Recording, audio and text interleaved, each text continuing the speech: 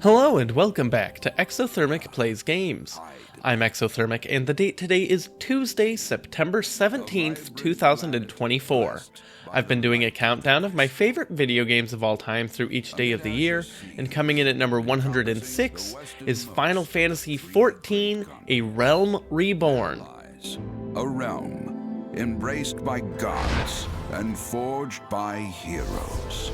Her name, Eorzea. The annals of Eorzean history chart the rise of a succession of great civilizations, each one enjoying an age of peace, the Astral Eras.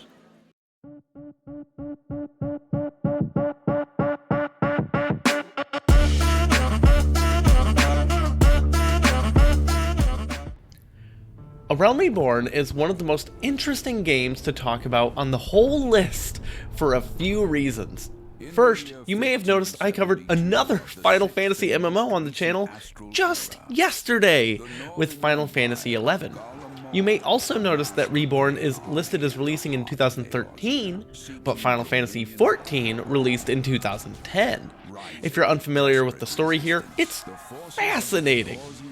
Final Fantasy XIV was a big, expensive game that was meant to bring Square Enix's MMO into the modern age with a brand new world and newer, shinier mechanics. Well, that game was terrible. My brothers and I, given how into 11 we were, had greatly anticipated 14, and we played it at release. The quest designs were incredibly stale, the jobs weren't very different from each other, but you changed jobs by changing weapons, allowing for some dynamic and easy job switching. But more importantly, there were just very little things to do, and the story wasn't good. The game flopped hard. Fast forward a couple of years, and Square Enix announced they would be taking the servers down for Final Fantasy XIV, in order to launch a brand new game set in the same world.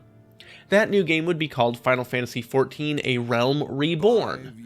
The most interesting thing the first go-around did was die, and I mean that sincerely. The death of the first game was done as a live, in-game event. There was a big war happening with all of the players united under one banner, and then everyone got launched into a huge cutscene sequence where Bahamut breaks out of its prison in the moon and blows up the whole battlefield. And then the servers went permanently offline.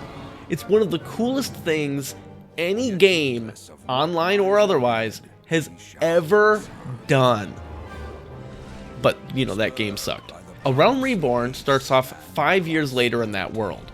Civilization has hobbled along, and the world is beginning to flourish again with adventure.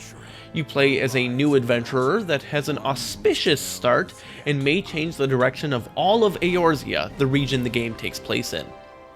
Character creation starts off pretty similarly to Final Fantasy XI, actually. There's Humes at home, Elvan at home, Galka at home, Mithra at home, and Tarutaru at home. Otherwise known as Higher Elizin Roegadine? No idea. Mikote and Lalafell. If you want explanations for those races, I guess look at them, or watch my Final Fantasy XI video, because it's almost entirely the same, but with different names. And that's where most of the similarities between those games end.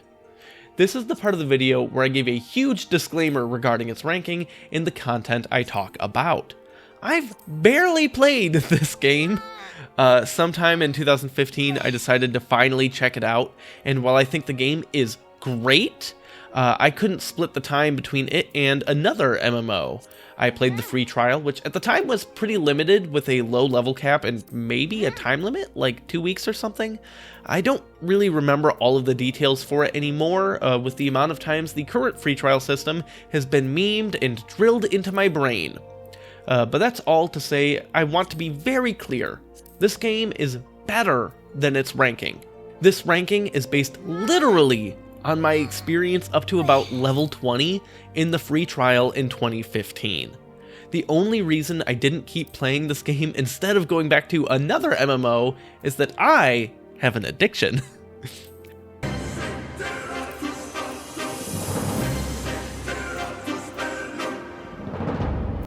I'm not going to really expand on the reasons I picked said other game that music I've inserted into back-to-back videos is from, but the very short version is there's a ton of little things I think that game does better, and some things that are better in A Realm Reborn are not always what I'm looking for in an MMO. For example, this MMO is a great single-player game. There's a pretty nuanced and in-depth story going on amidst all of the adventuring you're doing, and this is often told through cutscenes. Most of them are simply text box cutscenes with an in-engine models acting stuff out, but some of the more important main storyline stuff is fully voice-acted cinematics. They're pretty decent, although a little on the nose with some of the accents and stuff, but they're fine. I'll explain more of the single-player nature as I bring up some of the other systems and mechanics throughout the game, or at least this relatively small window of it that I experienced. Mechanically, this game has very little in common with yesterday's game, Final Fantasy XI. I already alluded to deciding between fully picking this game up or continuing with World of Warcraft, and that's no coincidence.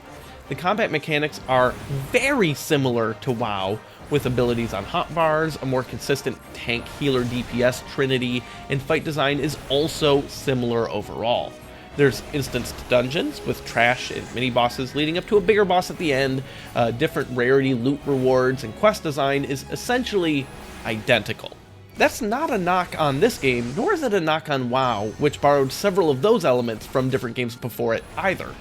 That's just to say that if you're somehow familiar with Final Fantasy XI and not at all familiar with this game, don't expect more of the same. Like, for example, yesterday I posted a companion video to the ranking for Final Fantasy XI that was more of a podcast with my twin brother, because Final Fantasy XI is his favorite game of all time, and I don't remember if he mentioned it in the recording or if it was just us talking outside of it, but he did not love Final Fantasy XIV. He's tried it several times, and it just did not grab at him at all the same way that 11 does. That's just, that's fine. Different things for different people. It's great. The majority of gameplay I recorded for this was on a new trial account playing the Thaumaturge class, which eventually upgrades into the Black Mage job. When I played previously, I did experiment with Thaumaturge a little, but only very briefly. Last time I played Arcanist, which splits off into White Mage and Summoner later on. I actually really liked the play experience for Thaumaturge. The class focuses on finding a balance between fire and ice attacks, bouncing back and forth between them.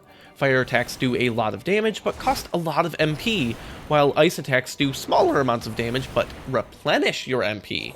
The effects of both are also increased with a buff that is displayed in a special meter on the screen, either being more attuned to fire or ice as long as you keep casting spells of the same type in a row. I should mention that meter is movable to wherever you want. In fact, every single UI element by default is movable to anywhere you want on the screen. You can resize them, you can move them, you can do all sorts of things, which is really nice, but also kind of necessary, because unlike in, for example, World of Warcraft, you can't do any third-party add-ons in this game, so you only get the default stuff, which the default stuff they made is pretty good, but I do wish I could change some things, but you can't. Oh well. So regarding the meter that you filled up, how do you switch between the two elements if you need to keep casting the same type? You have an ability that swaps that meter to the other element, so that way you can keep bouncing back and forth. This leads to you spending all of your MP on fire attacks, and then when you run out, you switch to ice and cast that until you're full again, and then you switch back to fire, and so on and so forth. It leads to a burn cycle, a replenish cycle, then another burn cycle. It's fun to swap back and forth. There's also a lightning attack you can do every time you swap that doesn't do quite as much damage as your fire spells, but it does, at least up front. It also has a damage over time effect that over the entire duration of that effect does actually do a little more damage than your fire spells. So it's great to be able to keep that up on enemies over time and kind of juggle all of these things while doing this oscillating pendulum of fire and ice. It's a lot of fun.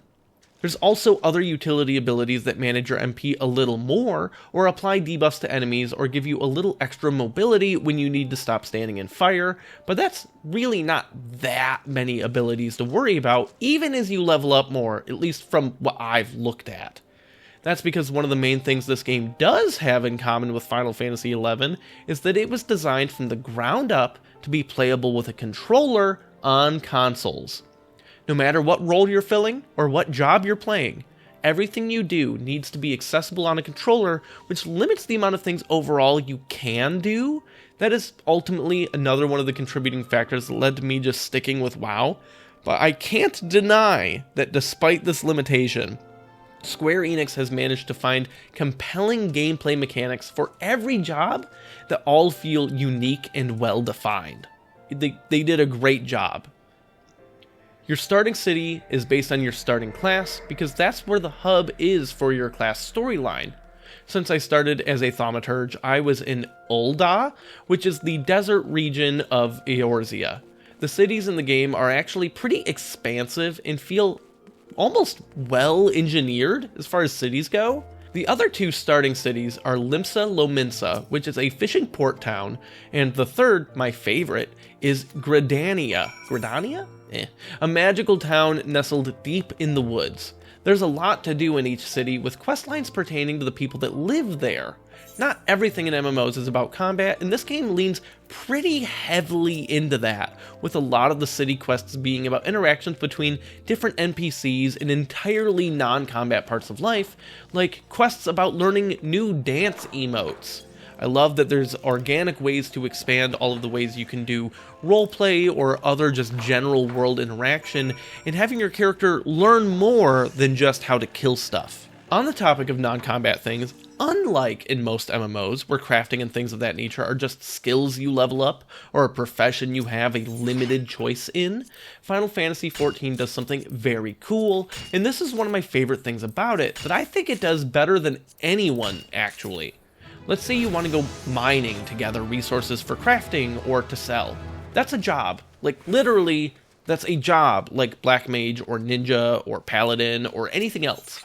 It's an entirely separate job with its own abilities and own gear restrictions and own level.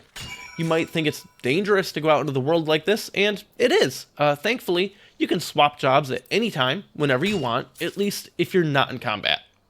One of the things that A Realm Reborn kept from the first iteration of Final Fantasy XIV, and one of the things I actually liked, is that your job is tied to your weapon. It's really easy to swap that around if you save gear sets, so with the click of a button, you're good. The great thing about leveling up professions as unique jobs is that you really do get a handful of interesting abilities as you level up, in addition to, of course, a general higher proficiency with that profession. So how do you get these other jobs? Well, each class or job has a storyline that you get to play through, and that includes the crafting ones, by the way, which is super cool. And after you complete the level 10 quest for your starting class, you're free to go pick up all the rest. It's really easy. Just go to the city that the class's guild is in, and tell them you want to join. And then tell them you're sure you want to join, and then talk to the guild master, and you're done. The first extra class I grabbed this time around was Lancer, which eventually turns into Dragoon. You might think that the melee classes are probably all really similar, and to an extent, you're right. You swing with your weapon based on the weapon speed, and you use activated abilities to perform additional attacks and do more damage. But they all have some sort of gimmick to differentiate them. Lancers is combo attacks, where if you lead with one attack then follow up with a specific other ability, you get bonus damage. Rotating through them can be fun, but I didn't spend that much time on Lancer here as I was more focused on my Thaumaturge. I still don't really know what exactly the story is in this game, as again, I haven't actually gotten very far, but at least early on, you're having dreams involving the mythical crystal, and it's talking to you, and that's crazy, but you're also being observed by some strange shadow organization that maybe had something to do with Bahamut's emergence at the end of the first version of the game. It seems like it should get really interesting if I keep playing, but I don't really know what's up. I've heard tons of good things about the story after the first couple of expansions, though. Just, again, very clear. This game is probably much better than its ranking says it is. But what I did get to experience is most of the core mechanics and systems, although there's definitely a lot of the social stuff I missed out on, and I've heard that those are very good too. That doesn't mean I played exclusively solo, though. Quest lines often converge on different dungeons, which require a party of several other players in order to complete, with much harder enemies, special bosses, and unique loot. One thing the game does exceptionally well, maybe even a little too well actually, is the tutorials for group content. You have to complete a pretty lengthy series of tutorials for your current class's role before you can enter your first dungeon. And while I very much appreciate the length to which the game explains the importance of not standing in the fire, switching on ads, attacking the tank's target, and actually doing fight mechanics, it's really long, with a lot of jumping in and out of the same area and starting and stopping different legs of the quest. It's also not skippable, which sucked for me as a person that's played more of this style of MMO combat than maybe every other game in my life combined. And I don't mean just in multiplayer games, I mean total. I will talk about this more later in the year, but seriously, it's an addiction with a 3-year and some change long sobriety that I'll have to break for the channel soon to start recording. So you're welcome. One thing that's really interesting about the dungeons in this game, however, is that you don't have to do it with people. I mentioned that Final Fantasy XIV is a really great single-player game. That's because even in the dungeons, you can enter them solo and are given a group of NPC party members. While I wouldn't recommend this consistently, it does have its merits, especially if you're wanting to do it for the story and go at your own pace. There's lots of reasons playing with actual people is better, though. For starters, it can actually be a social experience, which is great, but it also adds a lot of unknown elements that can be exciting. Maybe your healer sucks and things get risky, but you pull through anyways. Maybe your ranged DPS has terrible situational awareness and didn't move away from the patrol of enemies walking through the area, and you have to blow all of your special cooldowns just to survive. While these mistakes can be frustrating in the moment, the relief of making it through them is one of the great joys of MMOs and greatly enhances the overall experience. Personally, also, it feels just wrong for anyone but the tank to be controlling the pace of the party's progress through a dungeon to me, and I was definitely uncomfortable having to start all of the fights as a squishy spellcaster and to just count on the NPC tank in this recording picking up all of the enemies after I pulled them. And that solo play is one of the reasons I decided to stick with WoW. Not because one's better or worse necessarily, they're just different. And Final Fantasy XIV's advantages weren't what I was prioritizing at the time. Coming back to it now, with changes in my life, changes in both World of Warcraft and in Final Fantasy XIV since then, I think I'd actually make a different choice. The biggest advantages that this game has are, from my admittedly very limited perspective, that it's very flexible in how you approach the content, and it requires very little time investment into each session to still be productive, while still maintaining the core gameplay loops that have made both games so insanely successful. Of course, that's not to say you can't spend a ton of time. You definitely can. But in fact, there is a very real chance that after the year is over, and I don't need to do a daily upload schedule of a ton of different games, I might come back to Final Fantasy XIV, but to predominantly play on my Steam Deck, since it's designed to be very playable on controllers, in bed, comfortably, and very casually. Join me tomorrow as I talk about my 105th favorite game, where I defend my lawn.